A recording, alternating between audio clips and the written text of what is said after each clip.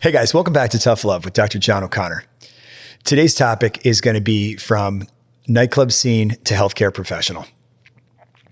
What an amazing, fun, youthful, energy, electric time it was to be in Atlanta for my 4 years of my, getting my doctorate in chiropractic in Atlanta, Georgia. You got down there, you're 21, 22 years old, you're there till you're 26. And it was absolutely some of the most exciting, fun, breathtaking time in my life.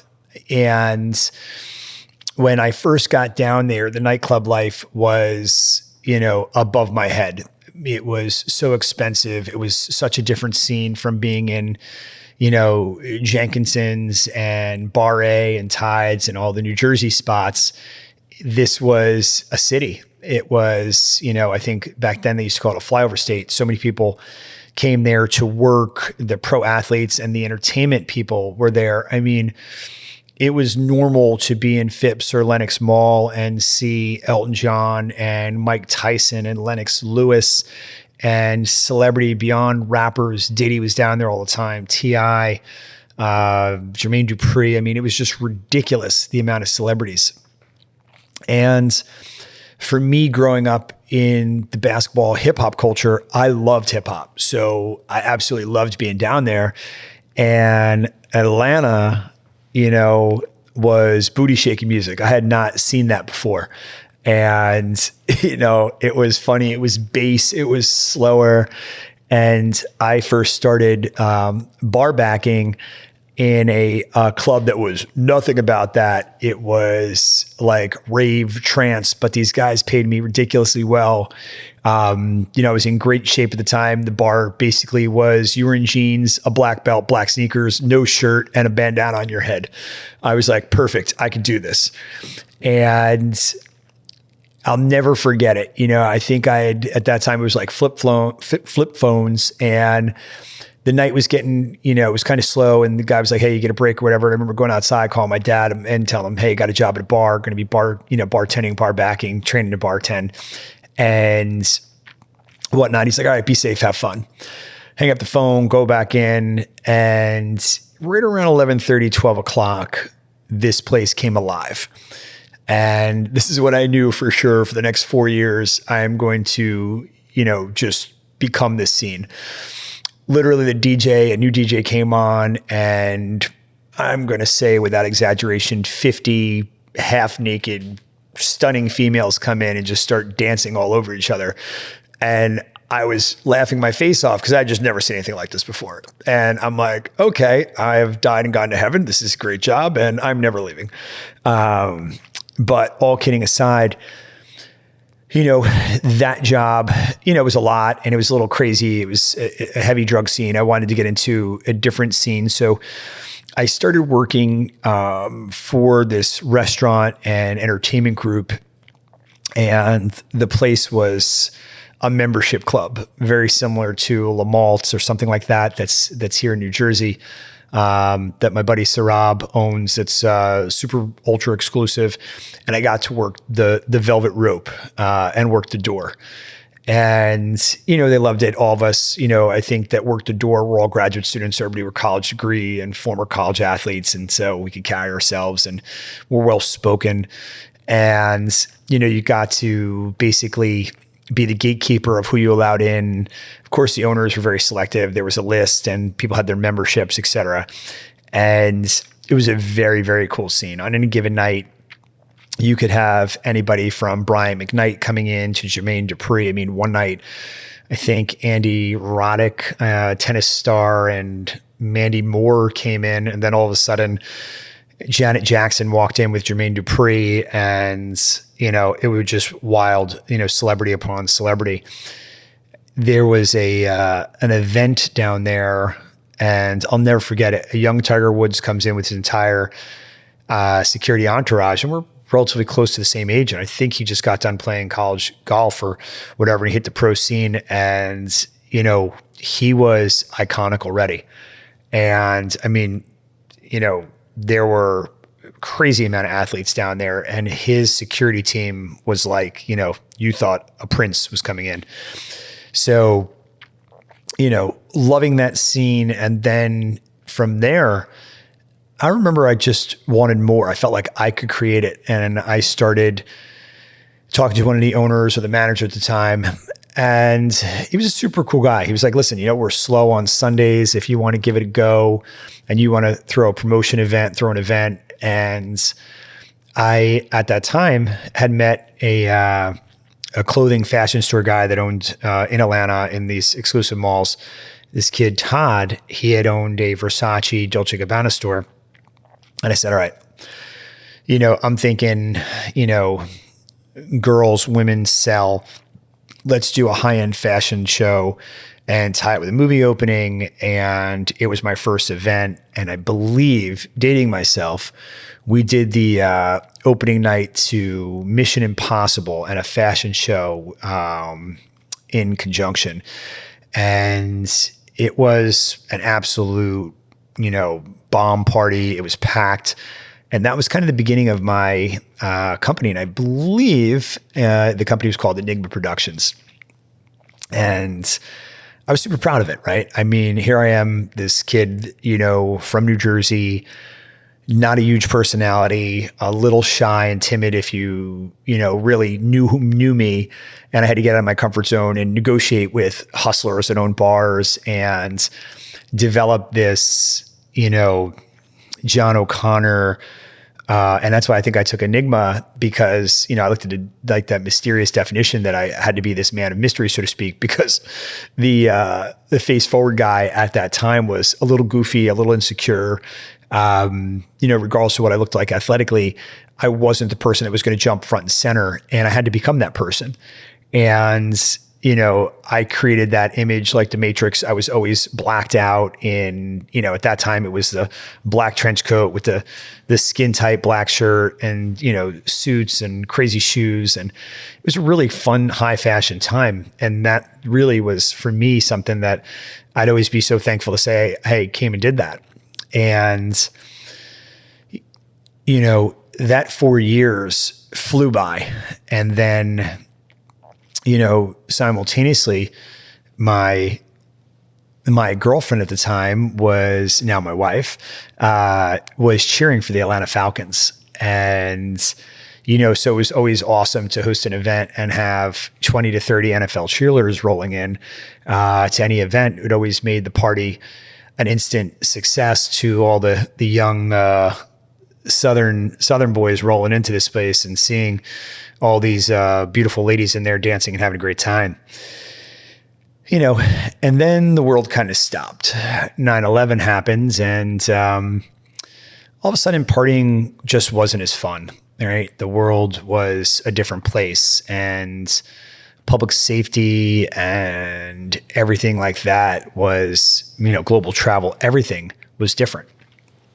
I actually remember a time that I hosted a party, and I used to bring in world famous DJs, and I had Jam Master Jay in from Run DMC, and we had to bring him back to the airport. And my security, the head of my security at the time, who was like family to me, like he would basically drive me everywhere, and we had to take, Jam Master Jay back to the airport, pick him up at his hotel, and bringing him through the airport back then, you could walk him almost damn near to the plane without any interference. And literally, I mean, he was in the black leather coat with the shell tops and the round rim hat. So everybody knew it was Jam Master Jay.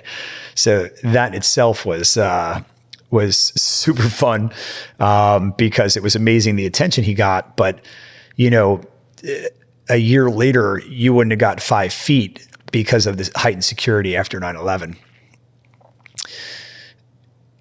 The transition, I remember it was, I believe we started having like engagement parties and stuff like that. And I wasn't having as much fun because we were getting to the end of school, and, boards were coming, and, we did a great job. Our grades were there. We got offered jobs, back in New Jersey. We actually both accepted jobs in Atlanta. 9/11 kind of just ended that. We wanted to go home. There was friends and family that were killed in 9/11, and it was kind of surreal. And, I think everybody wanted to be more family centered at that time. So, fast forward to coming home. But the reality was I went from making, anywhere from $5,000 to $25,000 a weekend to making no money. And that was a reality shock. So I went home as Dr. O'Connor, chiropractic physician, with all this extraordinary clothing and wild, thick punk rock hair, to being Dr. O'Connor. And it was time for a shift, right? I had to, basically reinvent myself to be not talking about a party scene and, hosting so many events. Although I will say, there were a couple events that were definitely, life-changing for cities and in parts that I'll never forget. Like, we hosted, during the Super Bowl, we hosted the event at the nightclub where there was the Ray Lewis incident. And I just remember the part of Atlanta called Buckhead. I knew for certain it was going to change forever, because the world had just kind of stopped in the sports world. Because that, if anybody that's listening to this podcast knows the sports athletic scene, especially in the big cities like Miami or New Orleans or Atlanta, New York, LA, et cetera, athletes travel in big crews and they're huge, right? I remember going out with celebrities and there'd be nothing less than 8 to 10 guys, and nobody was smaller than 6'3", 225 pounds, up to, 7 feet tall. So you couldn't really hide this. It was a little conspicuous. And, but, as I got back to New Jersey, I took 2 part-time jobs, kind of trying to figure out what I wanted to be as Dr. O'Connor. I wasn't even doc yet. I didn't start that till I connected with one of my high school AAU coaches. Gave me an opportunity because I was just trying to get my side hustle on and, just put pieces together, and try to make some money. And, it was definitely humbling, coming back to the burbs. It was going back into places where, there weren't nightclubs. There wasn't a nightclub scene. People were drinking beer out of plastic cups. And we went from, champagne and bottle service to 25-cent beers. And I was like, okay, I've died and landed in, a local bar.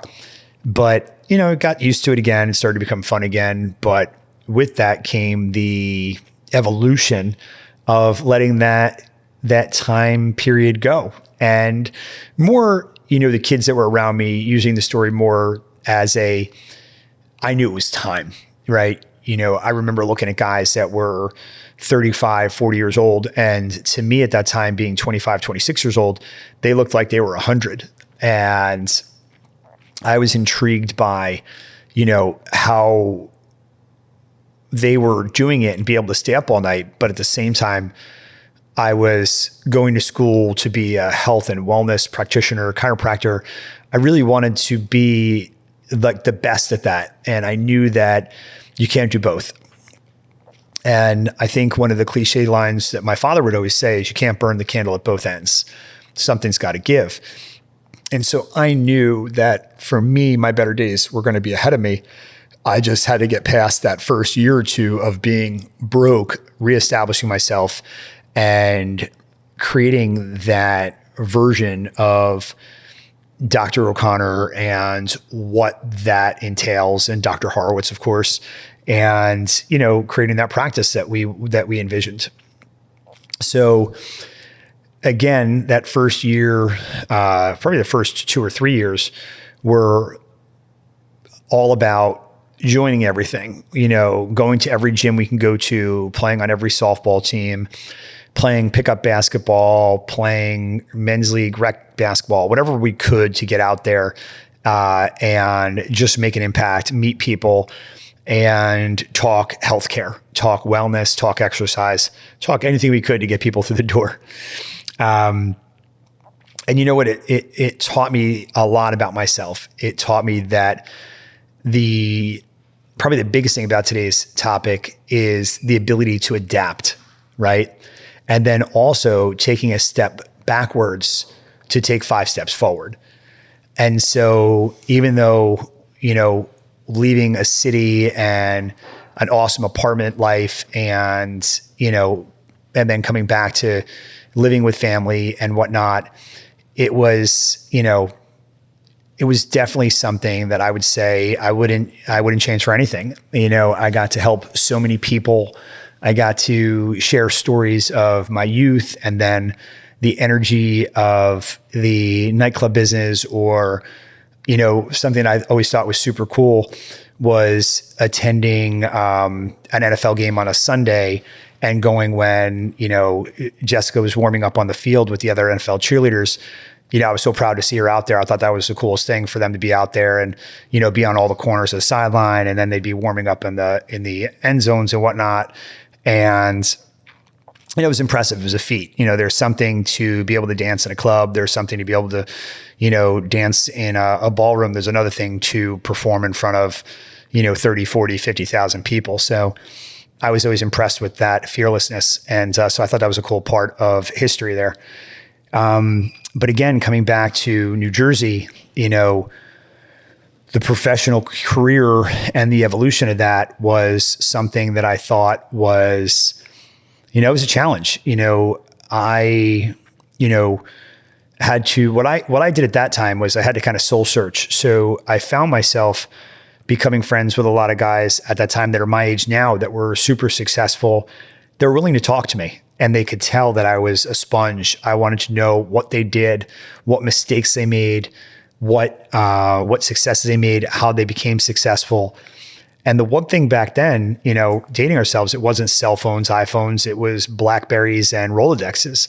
And everybody would say what I already mastered in Atlanta: contacts, contacts, contacts. And, I made that a skill that I learned being a top nightclub promoter and, special event host, running a city, to coming back and saying, hey, listen, be an excellent host in how you greet your patient, and then offer amazing clinical experience and, and create that Ritz-Carlton feel, and obviously get results and make them feel better. And I think that was a huge part of what I learned, because I remember people saying to us, because when you were in grad school and people had went to work right after college, they were 4 or 5 years ahead of us. So they could already been into 2nd, 3rd, 4th, 5th year salary raises and bonuses, maybe even married or having their first kid. So we were a little behind. And that was always something for me that I'm very competitive, right? So I took that as I got to catch up.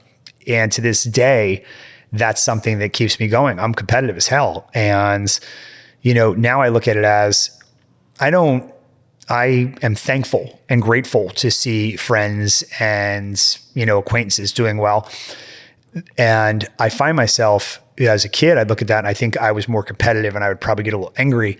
Now I look at it saying, what do you think was your biggest reason that got you there?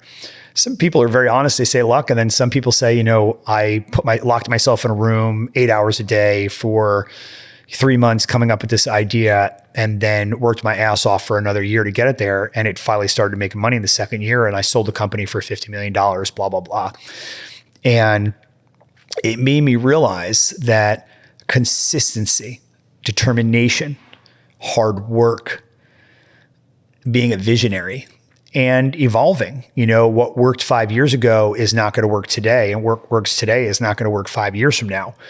And, we see that now. And, I reflect back on that time, and I am so thankful. And, circling back to my point of what that nightclub and event scene taught me, is that was probably the best hands-on learning and job I could have ever had.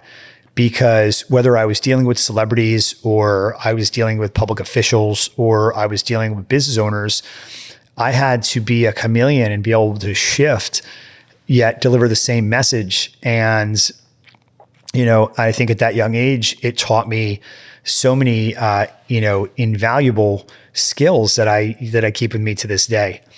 And I also say that I think that energy, you always say you want to create a vibe and flow. And I don't care what your business is. I think you have to have that. I think you have to have the identity and pulse of a business that defines you and, makes you who you are, your brand, right? Whether it's, a Starbucks, or you're shopping at Saks Fifth Avenue or Neiman Marcus, or you're going to the Cosmopolitan in Las Vegas, it's a theme and there's something that comes to you and draws you back every time, very similar to like clothing brands and stuff like that. You'd shout out to my boy Mo and his wife owning Athletic Freak.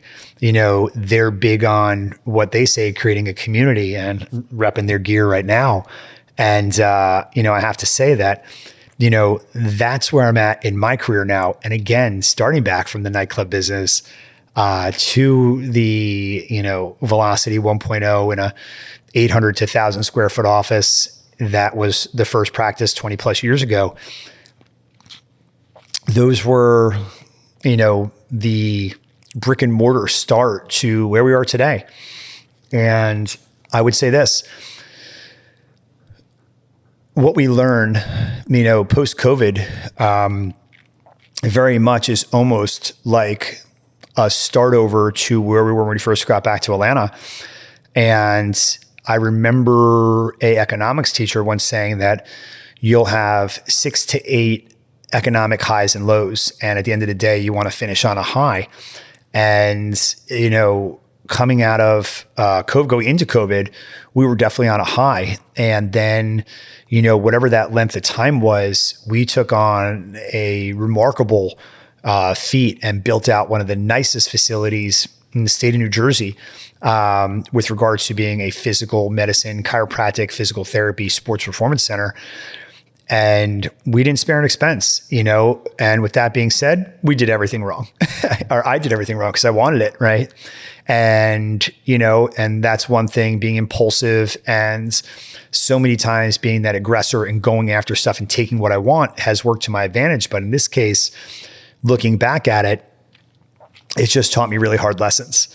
So the focus of today's podcast is about looking back at history, think about it, reflect on it, learn from it. And as you're moving forward, as you're evolving, try to improve, try to increase your probability of success, be consistent, and, bring as many people with you to enjoy that success as you can. Because at the end of the day, I think that's what it's all about. And, so again, looking back, so much fun having this podcast today, talking about the amazing memories of, my time in Atlanta, to the craziness of coming back home. And I used to laugh because when I came back home, the haircut was the big pointy hair up top that was like 4 feet above your head. And I remember saying to myself, all right, it's time to graduate from this. And, just like, what I learned when we had an opportunity to get out of the big building in Freehold, one of our spaces, and I think that any business owners listening, if you had to close a restaurant or, close a business, for us, it was a healthcare practice. Sometimes you have to take, a couple steps backwards to move forward. And I think, again, that's really the message of today's podcast is don't be afraid to step back to launch forward. So hopefully you guys understood the message today and that, it drove some points home for you and some clarity. Again, probably one of the biggest things you could do is share this, like it, follow us on Instagram at Dr. John O'Connor. We look forward to sharing more stories and powerful messages. We have some amazing guests coming up. Thank you so much for joining us today, and we'll see you soon. God bless.